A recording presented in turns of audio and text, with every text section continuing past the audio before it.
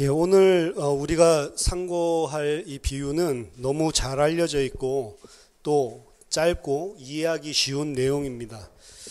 어떤 주인에 의해서 혼인잔치에 청함을 받았을 때에 상좌에 먼저 앉지 말고 차라리 끝자리로 내려와 앉으라는 것이죠. 왜냐하면 청함을 받은 자 중에 나중에 더 높고 중요한 손님이 나타나게 된다면 내가 차지하고 있는 자리를 주인이 와서 그에게 내주라고 할 것이기 때문에 그때 많은 사람들 앞에서 부끄러움을 당하게 될 것이기 때문이다 라고 이야기하고 있습니다. 이 비유는 구약 성경의 잠언서에도 분명하게 병행 구절을 가지고 있는 내용입니다. 잠언서 25장 6절 7절에 보면 왕 앞에서 스스로 높은 채 하지 말며 대인들의 자리에 서지 말라. 이는 사람이 내게 이리로 올라오라고 말하는 것이 내 눈에 보이는 귀인 앞에서 저리로 내려가라고 말하는 것보다 나음이니라. 정확하게 같은 내용을 이야기하고 있죠. 이 비유를 예수님께서 말씀하신 배경은 14장 1절에 보면 안식일에 한 바리새인의 지도자 집에 식사하러 가셨을 때 주신 말씀입니다. 14장 1절에 안식일에 예수께서 한 바리새인 지도자의 집에 떡잡수시러 들어가시니 그들이 엿보고 있더라. 바리새인의 지도자 집에 들어가실 때에 바리새인들이 예수님을 엿보고 있었다라고 이야기합니다. 그들이 예수님을 엿보고 있는 이유는 예수님이 하시는 일을 책잡고자 노리고 있었기 때문입니다. 이러한 그들의 행동은 14장에서만 나오는 것이 아니고 이미 누가복음 11장에서부터 본격적으로 소개되고 있습니다. 누가복음 11장 53절 54절 보면 거기서 나오실 때 서기관과 바리새인들이 거세게 달려들어 여러 가지 일을 따져 묻고 그 입에서 나오는 말을 책잡고자 하여 노리고 있더라. 그렇죠? 그러니까 계속해서 진행돼 왔던 이야기들입니다. 그들이 예수님을 책잡고자 했었던 이유는 예수님께서 그들의 외식함과 율법을 파기하고 있음을, 자신들은 율법을 잘 지키고 있었는데 도리어 거꾸로 그들이 율법을 파기하는 자라는 사실을 폭로하셨기 때문입니다. 그 11장에 나오는 배경 또한 예수님께서 한 바리새인의 점심 식사에 청함을 받았을 때 일어난 일입니다. 누가복음 11장 37절 38절에 예수께서 말씀하실 때에 한 바리새인이 자기와 함께 점심 잡수시기를 청함으로 들어가 앉으셨더니 잡수시기 전에 손 씻지 아니함을 그 바리새인이 보고 이상히 여기는지라. 마태복음 15장에 의하면 먹기 전에 손을 씻어야 된다. 손을 씻어야만 먹어야 된다라고 하는 것은 하나님의 말씀, 하나님의 계명이 아니고 장로들의 유전, 장로들의 전통이었습니다. 그들은 손을 씻지 않고 음식을 먹으면 부정한 것으로 간주를 했고 손을 씻고 먹어야만 거룩한 자라고 생각을 했습니다. 왜냐? 그들의 전통이 그들에게 그것이 하나님의 말씀인 것처럼 가르쳤기 때문입니다. 하지만 이것은 예수님이 말씀하시기를 사람의 계명이지 하나님의 말씀이 아니었습니다. 마태복음 15장 8절 9절에 보면 이 백성이 입술로는 나를 공경하되 마음은 내게서 멀도다. 사람의 계명으로 교훈을 삼아 가르치니 나를 헛되이 경배하는도다 하였느니라. 똑같은 그 손 씻지 않고 먹는 그 장면에서 예수님이 하신 말씀이거든요. 마태복음 15장에서 예수님은 오히려 그들이 그러한 전통을 만들어서 하나님의 계명을 폐하여 버렸다고 꾸짖으십니다. 마태복음 15장 3절에서 6절 보면 대답하여 이르시되 너희는 어찌하여 너희의 전통으로 하나님의 계명을 범하느냐. 하나님이 이르셨으되 네 부모를 공경하라 하시고 또 아버지나 어머니를 비방하는 자는 반드시 죽임을 당하리라 하셨거늘 너희는 이르되 누구든지 아버지에게나 어머니에게 말하기를 내가 드려 유익하게 할 것이 하나님께 드림이 되었다고 하기만 하면 그 부모를 공경할 것이 없다 하여 너희의 전통으로 하나님의 말씀을 폐하는도다. 너희의 전통을 가지고 하나님의 말씀을 폐한다고 이야기하죠. 이 지금 말씀하시는 것은 고르반이라고 하는 전통을 이야기하는 겁니다. 고르반이라고 하는 전통은 예를 들어서 하나님께 어떤 것을 내가 바쳤다면 그것은 오직 하나님께만 드려야지 똑같은 것을 다른 사람이나 다른 곳에 드릴 수가 없는 겁니다. 그래서 하나님만 유일하게 내가 사랑하기 때문에 이것은 하나님께만 드리겠습니다 라고 말하는 게 고르반이란 말이에요. 예수님께서는 고르반이라고 하는 전통을 통해서 그들이 지키고 있는 전통적인 전통 자체가 극단적으로 어떻게 하나님을 대적하고 있는지, 너희들은 율법의 전통, 율법이 아니죠. 장로들의 전통을, 유전을 열심히 지키고 있는데 그 장로들의 유전, 장로들의 전통 자체가 어떻게 하나님의 율법을 폐하고 있는지, 극단적으로 너희들이 행하고 있는 유전 자체가 무엇인지를 폭로하기 위해서 가장 극명하게 드러나는 고르반이라고 하는 전통을 가지고 지금 이야기하시는 겁니다. 즉 결국에 고르반과 마찬가지로 장로들이 행하고 있고 바리새인들이 행하고 있었던 전통은 깊이 들어가 보면 결국은 자기 자신의 유익을 위해서 만든 것이라는 거예요.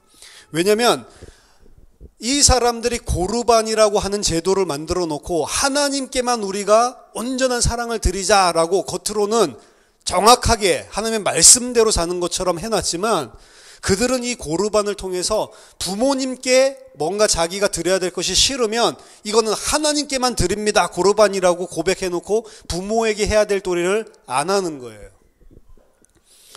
결국에 하나님 사랑이나 이웃 사랑을 근거한 것이 아니고 전통 자체가 자기 자신을 위한 것이라는 것을 폭로하시는 겁니다. 바리새인들이 그토록 철저하게 실생활 속에서 지켜왔었던 장로들의 유전, 전통이 무엇이냐? 그것은 하나님의 말씀, 하나님의 율법을 잘 지키기 위해서 율법에서 말하고 있지 않는 내용을 확장해서 이야기하고 있는 내용이에요. 사실은 처음 시작은 너무나 좋은 것이었습니다. 왜 이런 확장된 율법을 스스로 만들어 놨는가? 그것은 하나님의 말씀을 잘 지키기 위해서 그렇게 했어요. 그러한 전통을 가리켜서 율법의 울타리, the fence of the law라고 하는 겁니다. 율법이 아닌데 그 율법을 잘 지키기 위해서 율법주의의 울타리를 치는 것입니다. 그들은 하나님의 말씀이 아닌 하나님의 율법에 근거해서 여러 가지 세칙을 만들어 놓고 그것 자체를 지키기 위해서 애썼습니다. 어쩌다가 그들이 만들어 놓은 전통을 범하게 되는 경우에 내가 이제 하나님의 율법을 어기는 대로 가까이 가고 있구나라고 하는 것을 감지하기 위해서 하나님의 법이 아닌 다른 것들을 더 많이 만들어 놨다고요. 그래서 우리들이 만들어 놓은 이 율법의 세칙들, 우리들의 전통을 어길 수는 있어도 그때 빨리 감지를 하고 이제 더 이상 나아가지 않도록, 하나님의 율법을 범하는 일을 범하지 않도록 뒤로 빨리 물러서라고 율법의 울타리를 만들어 놓은 것입니다. 따라서 전통을 어기더라도 궁극적으로는 율법을 어기지 않도록 나름 최선의 방법으로 고안된 것이 이 율법의 울타리였고 장로들의 유전이란 말이에요.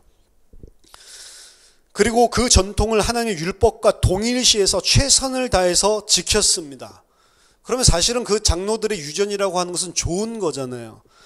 아니 그렇게 해서라도 율법을 범하지 않게 된다면 장로들의 전통이 좋은 것 아닙니까? 근데 예수님이 아니라고 하는 것입니다. 그것은 바로 인본주의고 율법주의의 실상을 이야기하는 것입니다. 그 전통의 본질은 결국 나를 위한 것이고 나의 의를 쌓기 위한 거예요. 그러한 율법과 전통 지키기를 통해서는, 왜냐하면 좋은 것이긴 하지만 인간이 가지고 있는 나 중심적인 악한 마음의 문제를 해결할 수 없는 것입니다.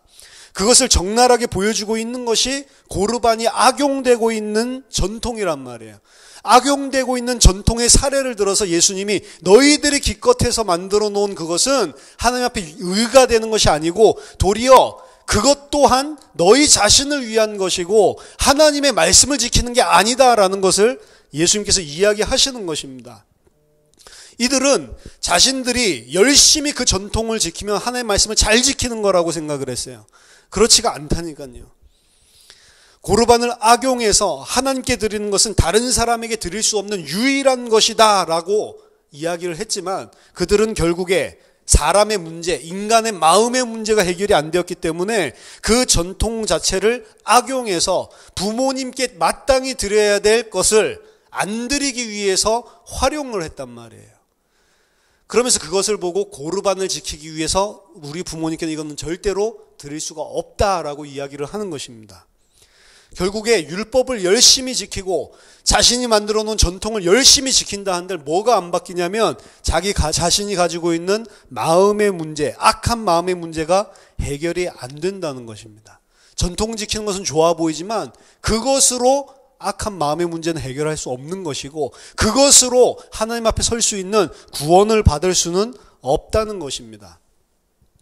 그렇게 자신들의 마음속에 있는 죄를 감추어서 무뎌지게 만들고 나는 하나님이 주신 율법뿐만 아니라 그보다 더한 장로들의 전통까지도 철저하게 지키는 의인이라고 스스로 속이고 있는 게 그 전통의 실체란 말이에요. 더 나아가 그들이 만든 전통 자체는 오히려 예수님을 율법 파기자처럼 오해하도록 만들었습니다. 전통을 깨고 예수님께서 식사를 하시고 예수님의 제자들이 식사를 하는데 손을 씻지 않고 전통을 깨고 식사하는 그들의 모습을 바라보면서 혹은 안식일 날에 밀밭을 지나가다가 예수님의 제자들이 시장에서 이삭을 부벼 먹는 그 모습을 쳐다보면서 그들은 예수님과 그의 제자들을 율법을 파괴하고 율법을 범하는 범법자로 낙인을 찍었습니다. 근데 그 밀밭 사건이라든지 손을 씻지 않고 이런 사건들은 율법이 아니고 그들이 만들어 놓은 전통이었단 말이에요. 그들의 전통을 어기고 있는 것을 보면서 이거 하나님의 말씀을 깨트리러 온 자구나 라고 생각을 했단 말이에요. 따라서 바리새인 율법사들은 예수님을 율법 파기자로 여겼고 이 또한 예수님을 메시아로 절대로 인정할 수 없게 된 하나의 중요한 요인이 되었던 것입니다. 하나님께서 율법을 주신 원래의 목적, 이유를 놓쳐버리니까 율법 지킴을 통해서 의인으로 하나님 앞에 서려고 했었던 것이고 그리고 그 율법을 잘 지키려고 만들어 놓은 전통, 근데 아이러니하게도 그것이 하나님께서 행하시는 구속 역사의 주인공이신 예수 그리스도를 제거해야 되는, 예수 그리스도를 거짓 선지자로 몰아세우는 지경까지 만드는 그런 악한 도구로 활용됐단 말이에요.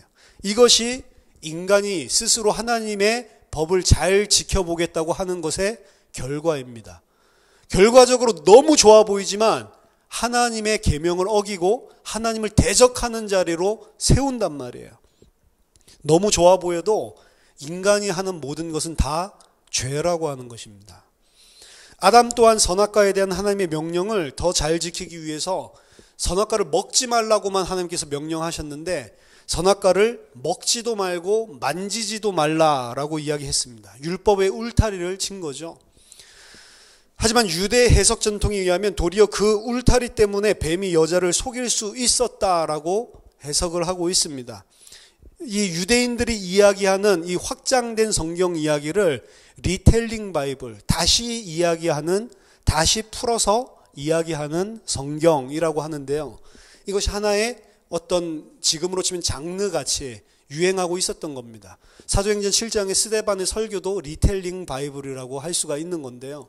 이들이 이제 성경 안에 있는 것들을 다시 풀어서 말로 알아듣기 쉽게 설명을 하는데 그 설명은 간략하게 말하는 면도 있지만 성경에서 말하고 있지 않은 것을 풀어서 해석하고 그 사이에 우리들이 궁금했었던 갭들을 채워 넣어서 이야기하는 내용들이 많단 말이에요. 그래서 유대인들이 전통적으로 어떻게 성경을 이해했는지를 볼 때에 그 자료들을 통해서 리텔링 바이블을 통해서 굉장히 많은 우리가 해석적인 전통들을 알 수가 있단 말이죠. 창세기 3장에는 나와 있지 않지만 그들의 유대인의 리텔링 바이블 해석 전통에는 창세기 3장 사건을 더 자세히 풀어서 설명하고 있습니다. 거기에 따르면 뱀이 처음에 여자에게 선악을 알게 하는 나무의 실과를 먹으라, 그거 속인 것이 아니고 만져보게끔 먼저 속였다라고 하는 겁니다. 여자가 실과를 만졌음에도 아무런 일이 일어나지 않았을 때 뱀은 그것 봐라, 만져도 너 죽지 않지 않냐, 먹어도 너 절대로 죽지 않는다. 먹으면 네가 하나님과 같이 되어 선악을 알게 될 줄을 하나님이 알기 때문에 일부러 그 복을 받지 못하게 하려고 못 먹게 하신 거다라고 속였다는 거죠.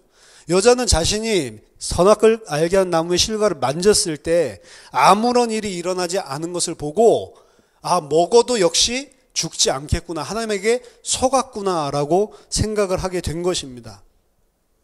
결국 아담이 하나님의 계명을 잘 지키게 하려고 만들어 놓았던 율법의 울타리, 아담의 전통 때문에 도리어 여자는 하나님의 계명을 어기고 무너뜨리게 되는 결과를 가지고 왔다는 것입니다. 이것이 바리새인들이 지키고 있는 전통의 실체이고 나를 위하여 행하는 모든 일에 돌이킬 수 없는 결과란 말이에요. 나를 높이고 나의 가치 있음을 율법 지킴을 통해서 나타내고자 했었던, 과시하고자 했었던 바리새인들은 결국에 예수님을 대적하게 되었고, 그런 바리새인을 예수님께서는 적나라하게 꾸짖으셨습니다. 누가복음 11장 43절 44절에 화 있을진저 너희 바리새인이여, 너희가 회당의 높은 자리와 시장에서 문안받는 것을 기뻐하는도다. 화 있을진저 너희여, 너희는 평토장한 무덤 같아서 그 위를 밟는 사람이 알지 못하느니라. 오늘 본문에서도 바리새인은 예수님을 초청한 그 지도자의 집에 끝까지 쫓아가서 예수의 흠을 찾아내서 죽이고자 해서 엿보고 있었습니다. 그런데 오히려 그러한 바리새인들을 보고 예수님께서는 정확하게 진단을 하고 계십니다. 오늘 본문 14장 7절에 청함을 받은 사람들이 높은 자리 택함을 보시고 그들에게 비유로 말씀하여 이르시되, 그토록 율법을 열심히 지키려고 했고 잘 지키고 있다고 생각했던 바리새인들의 마음속에는 고르반이라는 전통에서 드러났듯이 결국에는 자기 자신을 높은 자리에 세우기 위한 것이라는 것을 예수님께서 보여주시는 겁니다. 예수님은 제자들에게 긴 옷을 입고 다니는 것을 원하며 시장에서 문안받는 것보다 회당의 높은 자리와 잔치 윗자리를 좋아하는 서기관들을 삼가라. 누가복음 20장 46절에서 누차 계속 반복해서 가르치고 계십니다. 오늘 비유도 마찬가지예요. 그렇게 하나님의 율법을 잘 지키고 장로들이 유전을 잘 지켜서 그들이 가고자 했던 자리는 그 높은 상좌, 사람들에게 인정받고 하나님에게 인정받고 내가 어떤 자인지를 과시하려고 하는 그 뿌리를 가지고 있다는 거예요. 결국에는 그게 율법 지킴과 그리고 자신의 전통들을 철저하게 지켰었던 그 근본적인 마음의 상태고, 그걸 보고 성경은 죄라고 이야기를 하는 것입니다. 오늘 예수님께서는 혼인잔치에 청함을 받고 상석을 차지하려고 하는 그 바리새인들, 그들에 대해서 비유로 말씀하십니다. 이 비유는 예수님이 스스로 고안하신 것이 아니고 그때 당시에 있었던 여러 유대 문헌들에 자주 등장하는 이야기입니다. 수치를 당하지 않기 위해서 우리가 겸손해야 된다라고 하는 게 그 문헌에서 나오는 것들의 골자란 말이에요. 주제가. 거기서 이야기하는 것을 예수님께서 그대로 사실은 사용하고 계시는 겁니다. 하지만 예수님께서 하시는 이 비유는 유대인들의 문헌에서 자주 등장하듯이 단순하게 수치를 당하지 않기 위해서 세상적인 겸손의 지혜, 그걸 가져야 된다, 그런 차원에서 하시는 말씀이 아닌 것입니다. 이것은 하나님의 나라에 대한 것이기 때문에 누가가 이것이 바로 비유다라고 소개를 하고 있단 말이에요. 이것은 세상적인 겸손의 이야기가 아니고 하나님 앞에서 인간의 낮춤과 높임에 관한 진리의 이야기인 것입니다. 그에 따른 심판이 앞으로 이르게 될 것을 이야기하고 있는 하나님 나라에 대한 것이에요. 이것은 아래에서 15절부터 등장하는 우리가 이전에 살펴봤었던 혼인잔치에 청함을 받은 자들에 대한 비유와도 계속 쭉 연결되는 비유이기 때문에 이 비유 자체도 이 땅에서 우리가 겸손해야 된다, 그래야 나중에 창피당하지 않는다, 그런 이야기가 아니라는 것을 알 수가 있는 겁니다.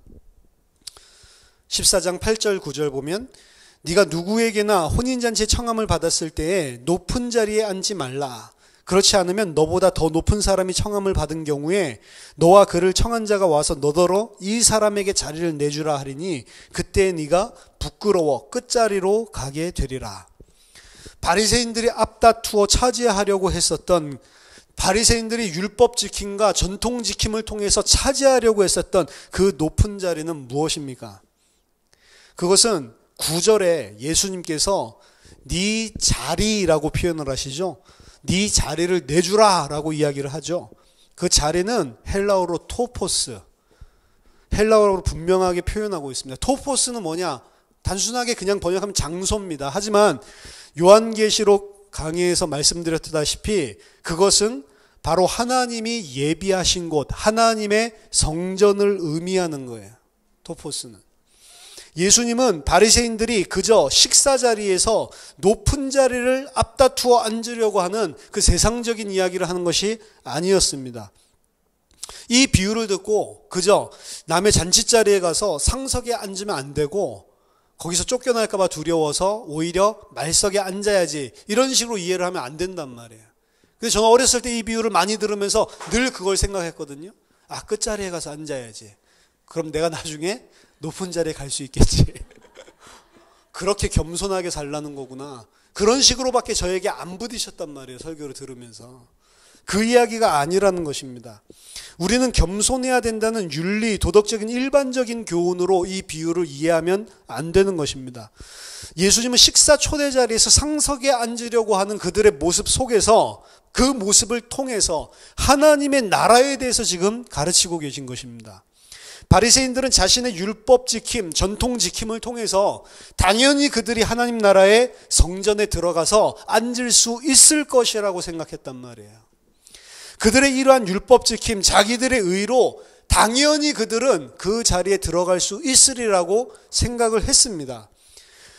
그 하나님의 나라, 그들이 그것으로 쟁취할 수 있다고 생각했던 그 나라는 그들의 의로 절대로 차지할 수 없는 곳이다 라고 하는 것을 비유로 지금 가르치고 계시는 거예요.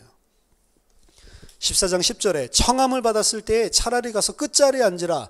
그러면 너를 청한 자가 와서 너더러 벗이어 올라 앉으라 하리니 그때야 함께 앉은 모든 사람 앞에서 영광이 있으리라.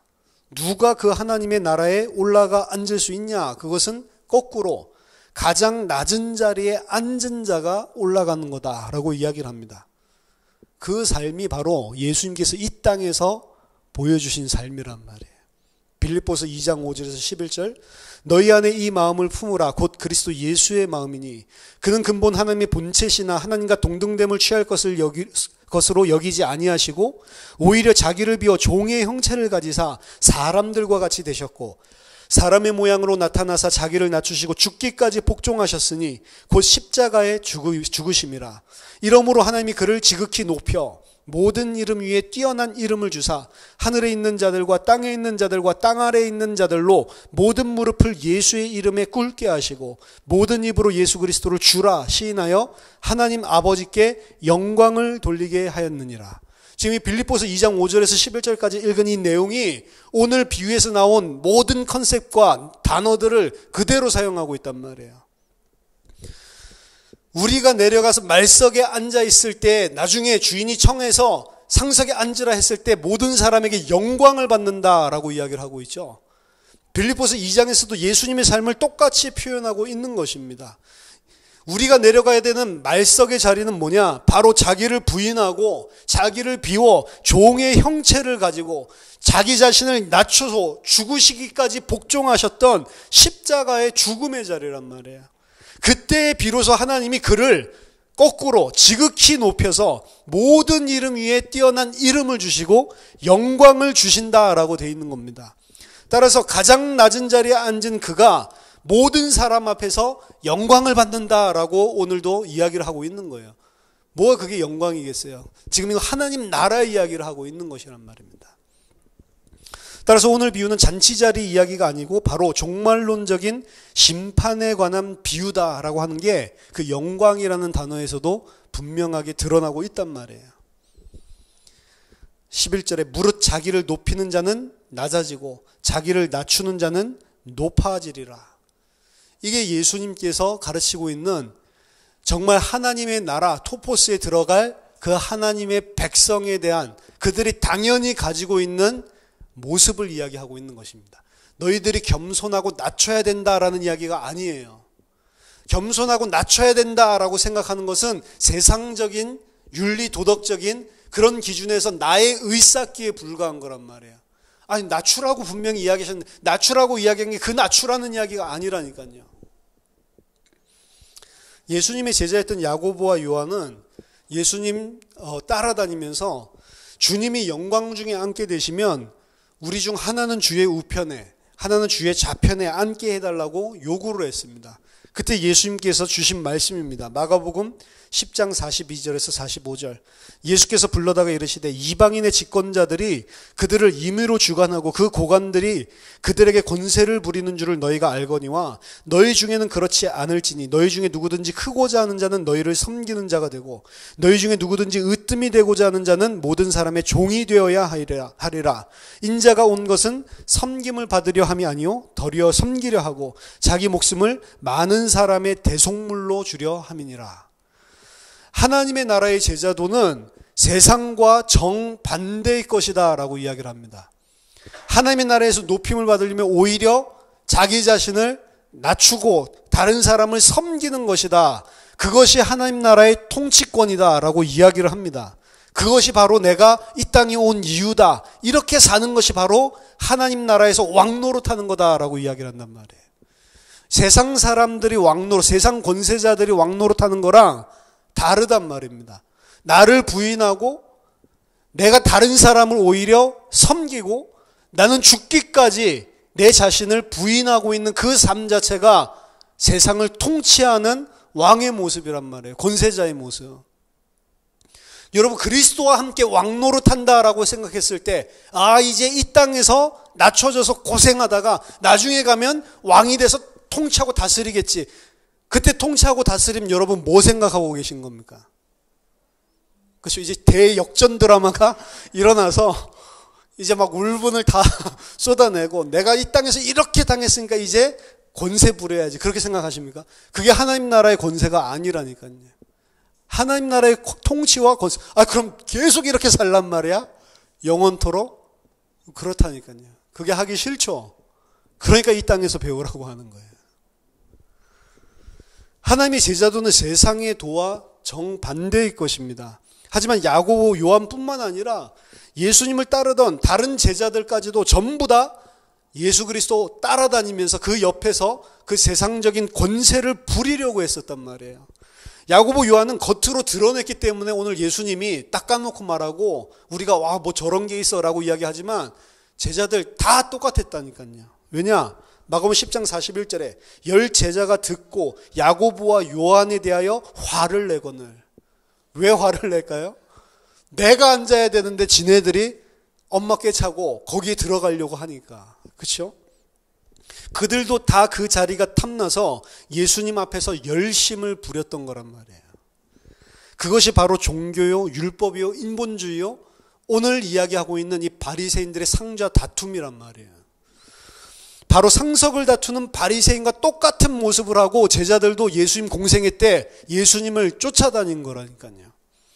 예수님은 그 자리는 너희에게 달린 것이 아니고 하나님이 정하신 대로 되는 거다라고 못 박아 이야기합니다. 마가복음 10장 40절. 내 좌우편에 앉는 것은 내가 줄 것이 아니라 누구를 위하여 준비되었든지 그들이 얻는 것이다. 그렇죠? 내가 원한다고 그 자리에 앉을 수 있는 게 아니란 말이에요. 그것은 누가 하는 거예요? 전적으로 하나님이 하시는 것입니다.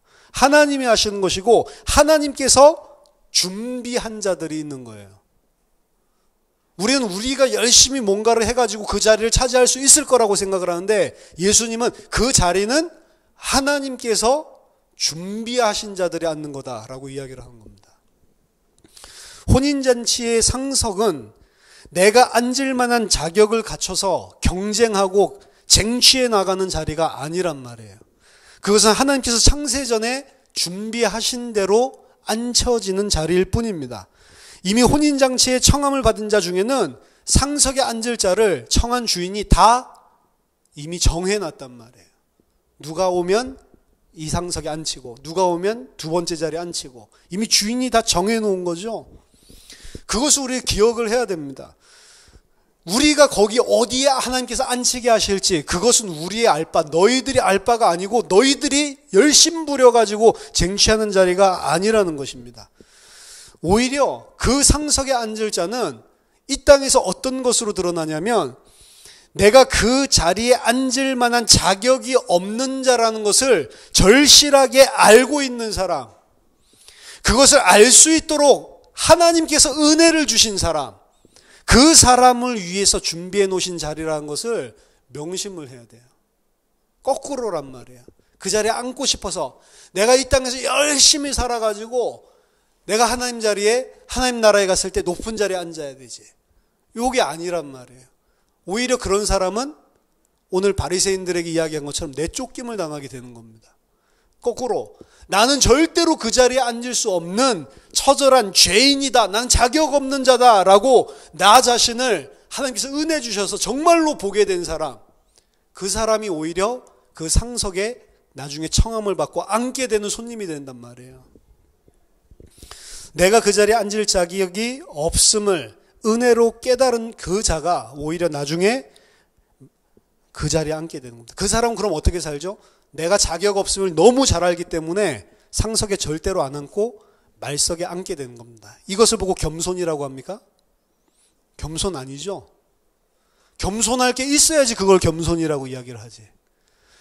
내가 절대로 저 자리에 나의 모습 가지고는 앉을 수 없고 이 혼인잔치에 온 것만 해도 내가 감사하다라고 생각하고 있는 그 사람이 말석에 앉은 것이 겸손이냔 말이에요.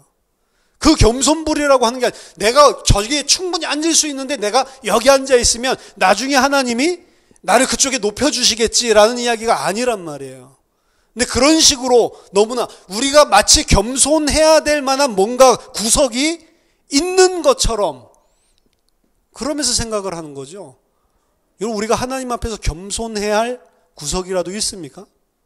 뭐가 있어야지 겸손해야지. 없는 자잖아요. 죄인이잖아요. 우리가 생각하는 모든 것들이 택함을 받고 하나님께서 은혜를 주셔서 구원을 주시고 그리스도로 우리를 살리셨는데도 불구하고 여전히 죄를 부리고 있는 우리의 모습이 겸손할 만한 뭔가 있냔 말이에요. 그거 못 깨달은 사람은 자신이 겸손을 통해서 상석에 앉으려고 하는 것입니다. 하지만 그것을 정말로 깨달은 사람은 그냥 말석에 가서 조용하게 자리를 취하는 거예요. 근데 도리어 그 사람이 나중에 상석에 앉게 될 자다라고 이야기를 하는 겁니다. 겸손해야 하면 너희가 상석에 앉는 그 이야기가 아니란 말이에요. 낮은 자리에 내려가는 것은 겸손의 미덕을 갖추라는 말이 아닙니다. 그러면 낮은 자리에 내려간다는 정확한 의미가 뭐냐? 누가복음 18장 9절부터 14절 보면 또 자기를 의롭다고 믿고 다른 사람을 멸시하는 자들에게 이 비유로 말씀하시되 두 사람이 기도하러 성전에 올라가니 하나는 바리새인이요 하나는 세리라. 바리새인은 서서 따로 기도하여 이르되 하나님이여 나는 이 다른 사람들 곧 토색 불의 간음을 하지 않는 하는 자들과 같지 아니하고 이 세리와도 같지 아니함을 감사하나이다. 나는 일에 2번씩 금식하고 또 소득의 11조를 드리나이다 하고 세리는 멀리 서서 감히 눈을 들어 하늘을 쳐다보지도 못하고 다만 가슴을 치며 이르되 하나님이여 불쌍히 여기소서 나는 죄인이로소이다 하였느니라. 내가 너희에게 이르노니 이에 저 바리새인이 아니고 이 사람이 의롭다 하심을 받고 그의 집으로 내려갔느니라. 무릇 자기를 높이는 자는 낮아지고 자기를 낮추는 자는 높아지리라 하시니라. 똑같은 비유의 결론이죠. 자기를 낮추는 자는 높아지고 높이는 자는 낮아질 것이다. 근데 그 낮아진다라고 하는 게 무엇인지를 여기서는 보여주고 있단 말이에요.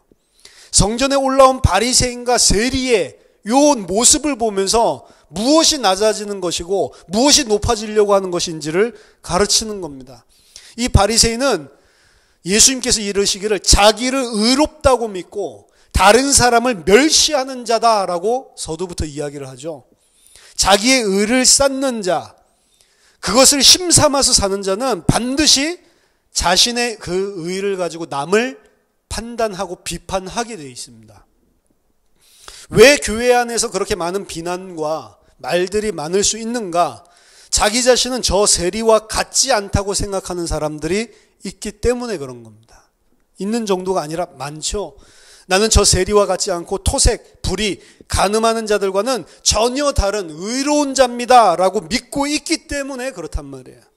그 사람들은 하나님께서 의롭다라고 하지 않으신단 말이에요. 열심히 의를 행하는데 하나님은 그런 사람을 의롭다 하지 않으십니다.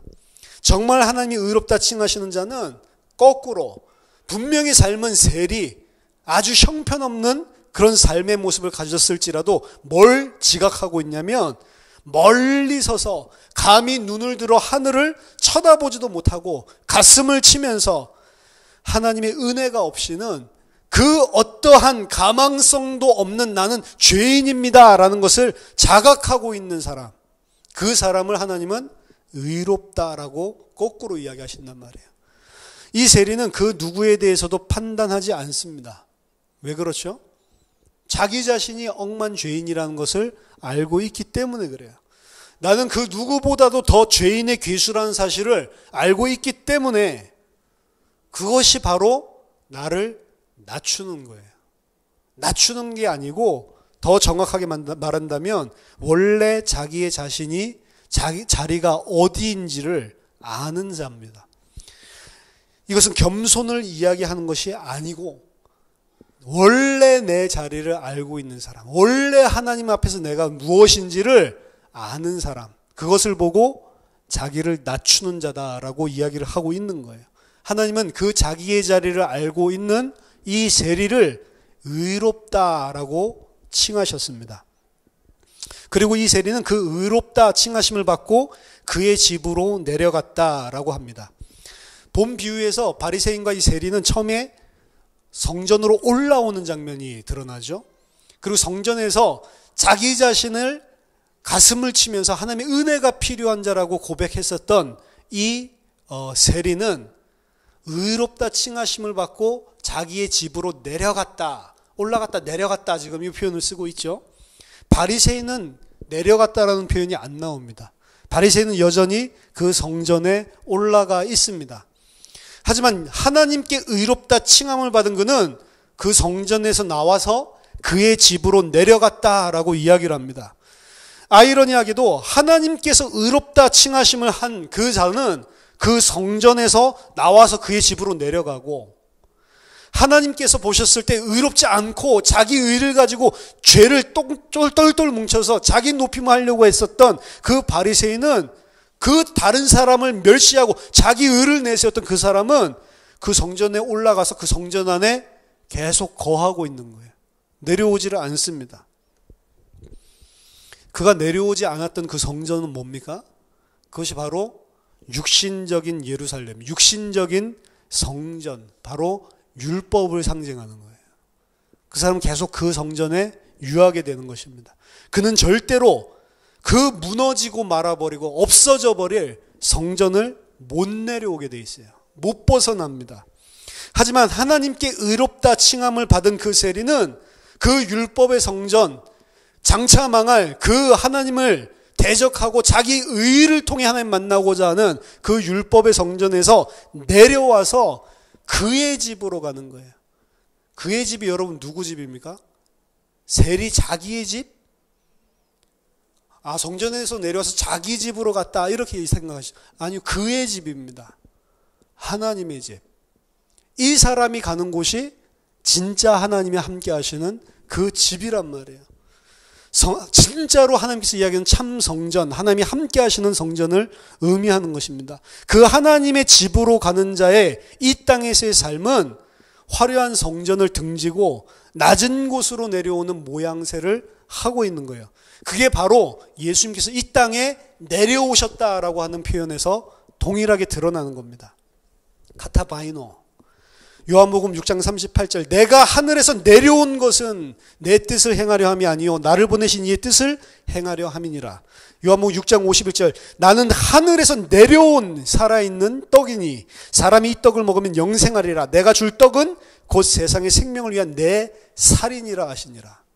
내려오셔서 자기 자신을 끝까지 부인하고 가장 낮은 자리에서 내 살을 이웃을 위해 하나님의 뜻을 이루기 위해 뜯어주는 그것이 예수 그리스도 이 땅에 내려온 삶이란 말이에요. 하나님께 의롭다 칭함을 받은 이 세리는 내려가는 것입니다. 거꾸로. 근데 그곳이 바로 하나님이 함께 하시는 그의 집이란 말이에요. 아이러니하죠. 하나님 아버지께 의롭다 칭함을 받고 영원한 그의 집에 들어가실 예수 그리스도는 이 땅에서 바로 가장 높은 하늘에서 내려와서 가장 낮은 자리로, 십자가의 자리로, 죽음의 자리로 내려가시는 겁니다.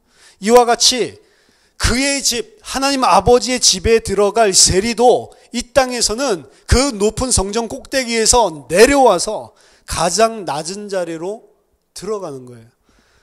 그런데 그 가장 낮은 자리로 내려오는 그 길이 바로 그의 집에 들어가는 길이라는 것을 명심해야 되는 겁니다. 그것이 아버지께서 예비하신 토포스, 하나님이 함께 거하시는 성전이란 말이에요. 육신적으로 의를 행함으로 하고자 하는 자는 절대로 들어갈 수 없는 성전입니다. 그래서 오늘 바리새인들의 이 상자 다툼을 보면서 예수님께서 진리를 이야기하고 계시는 거예요. 너희들이 정말로 하나님 나라에 들어가려면 어떻게 해야 되는지를 분명하게 보여주고 계시는 겁니다. 우리가 무슨 자리에 있는지를 깨닫는 거예요. 우리가 어떤 자리, 하나님과 나와의 관계가 무엇인지를 깨닫는 겁니다. 성경 전체는 그 프레임을 가지고 이야기하는 거예요. 하나님은 창조주고 나는 피조물이다. 우리가 내려간다는 것은 겸손이 아니고 내가 누군지를 정확하게 아는 것입니다. 나는 피조물이요? 나는 먼지요? 나는 아무것도 아닌 존재요? 없습니다. 그 자리로 내려가는 것.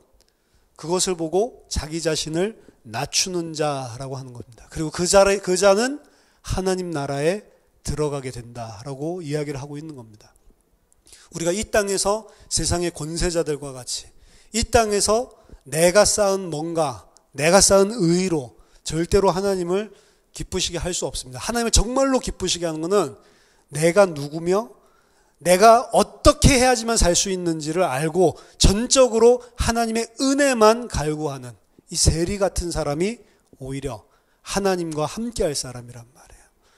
이 사람이 되면 절대로 내 의를 과시할 수도 없고 내 의에 근거해서 다른 사람을 판단하고 죽일 수도 없습니다.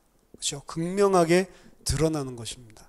저와 여러분들이 정말로 진리를 깨닫고 낮음의 자리, 피조물의 자리, 먼지의 자리, 없음의 자리로 내려가는 참 은혜가 있게 되기를 예수 그리스도 이름으로 축원합니다. 기도하겠습니다. 하나님 아버지, 은혜를 감사드립니다.